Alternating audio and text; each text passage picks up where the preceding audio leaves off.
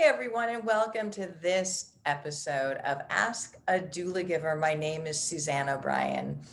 Ask a Doulagiver is a platform we have developed to help support families and caregivers everywhere. My name is Suzanne O'Brien, and we have the International Doulagivers Foundation, the International Doulagivers Institute, and we get emails every day and messages every day from family caregivers asking questions. There's not enough support. There is just so many people that are struggling to care for their loved ones. So we developed the Ask a Doulagiver to create a platform to help answer those questions in hopes that it really does help for you to care for your loved one and to have a better end of life. There's three intentions with Ask a Doulagiver. It is number one, to help reduce the fear of death. Right now, death is the number one fear in the world. Number two, it's to give education and help empower families with the skills on how to care for loved ones at the end of life. And number three, it's to help to heal grief. And today we are going to be answering questions from people who emailed in about grief. So that is our topic for July. And there's a lot of grief, as we know, that has been just like we've never seen it before from this past year, from end of lives, but also I have to say from being a practitioner for 2 decades in end of life space, grief is a real problem. We're not talking about end of life. We're definitely not talking about grief, what it means, how to heal from it, and what you can do to care for yourself during it. So let's get to the questions. Number one. This question comes from Stacy M, and she says that she has a family that she knows that had a quick and sudden end of life. So somebody got ill and it went a lot quicker than they thought. And she wants to know, how do I help support this family? They're very close friends. How do I show up for them? How do I support them? What can I do? So one of the things that I'll say to you, Stacy, is show up. Number one, we have to show up. Number two, because sometimes people don't show up when they don't know what they can do or what they can say. They avoid the person and we don't want to do that. They feel guilty about that. So number one, we want to show up. What we want to remember is that we want to meet people where they are in their journey. So we want to meet people where they are emotionally in their journey and work from that point forward. And wherever they are in their journey is perfect because it's their journey. So show up. And one of the things, again, you're not here, you're not going to fix it. You're not here to do any, to say it's going to be okay, because we don't know that. We don't want to diminish their experience, what they're going through. But what we can say is, I'm here with you. And what we can say is, what can I do for you? And I usually ask this to, the main caregiver and also some of the other family members when I tap in and see how people are doing, because it can be, and it usually is, very different needs for different individuals, because we're all having our own specific individual subjective experience with that end of life. Some may be healthier in how they process that. Some may have a real challenge in how they process that. So obviously you're going to show up for people. They're going to have different needs with where they are. But show up, tell them you're here with them, and ask, what can I do for you? And work from that point forward. And what we always talk about is the pearls of practice, meaning show up with no judgment, show up with an open heart, and to be of the highest service, and be from that space, work from that point forward with what they give you. And you'll see that you can do some incredible support for this family during their journey. But again, it's their journey, and that's something that we want to remember. So thank you for that question.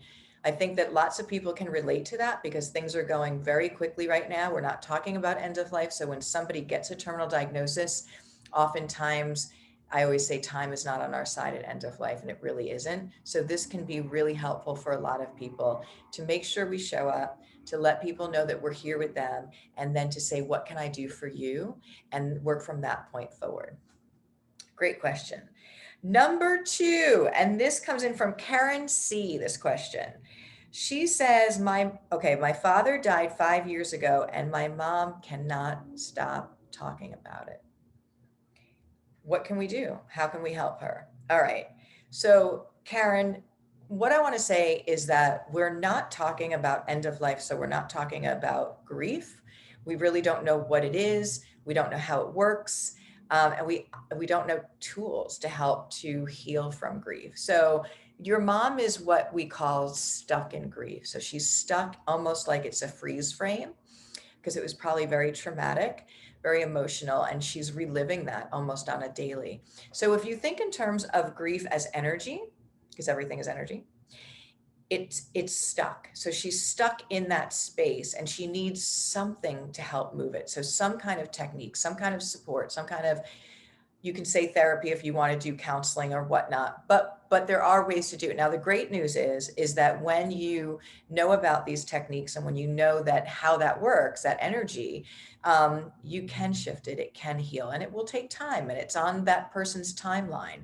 But she needs tools, she needs some support, and we are going to down below. There is a grief guide. We have a Doulagivers grief guide, and it gives great tips on how to again use techniques to move that grief, what grief is. And so I would ask you to download that and to give it to your mom, read it yourself, and like work through some of those techniques that she can use to help shift that grief. It's stuck in almost like a freeze frame, if you think of that, and she needs tools to help to process it and move it. It's never going to go away completely, but it can change. It can change into a lighter version of memories and of the love that she felt for her husband. So use that grief guide, please. And of course, let us know if you have any questions. We'll be happy to help you further. Support groups are always good too. So if you have a local support group, you can find that. So thank you, Karen, for that question. The last question comes from Tara S. And Tara S says, my father died a few months ago.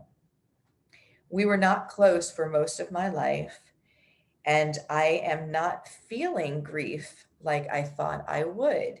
Is that normal? So Tara, let me share with you that I've had several families and clients in this same situation, and they're confused by it. They don't know if something's wrong with them, if they're a terrible person that they're not feeling grief. But let me share with you this, is that the grief that you feel, the level of grief that we experience is directly related to the level of love you had for that person. So if you are out there listening to this and you feel a lot of grief from somebody that has had an end of life, that's how much you love them. That's how much that bond was. And that is a really incredible thing, because not everyone is privileged to have those loving relationships, especially with parents, especially with anyone. It's a gift. And so the amount of grief that we feel is directly related to the amount of love that we felt for that person. So what I would say to you, Tara, is this is absolutely normal. If you did not have a close relationship with your father, if you didn't have that kind of bond, just because it's a father does not mean that you have a loving, tied in relationship, that you're going to, again, experience this grief hearing about his end of life. So it's absolutely normal.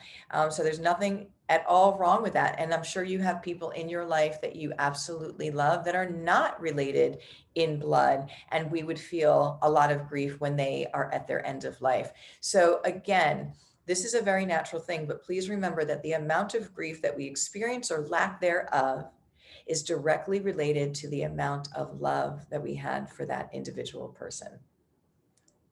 All right, everyone, this is Ask a Doulagiver. If you have a question, please email in askadoulagiver@gmail.com.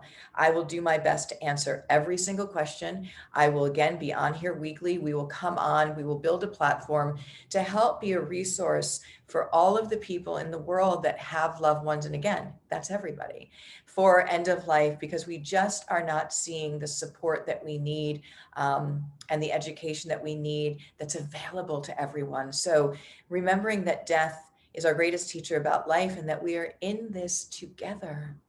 And when we get together, that's where the magic happens. My name is Suzanne O'Brien. This is Ask a Doulagiver. Thank you all so much for your questions, and I will see you in the next episode.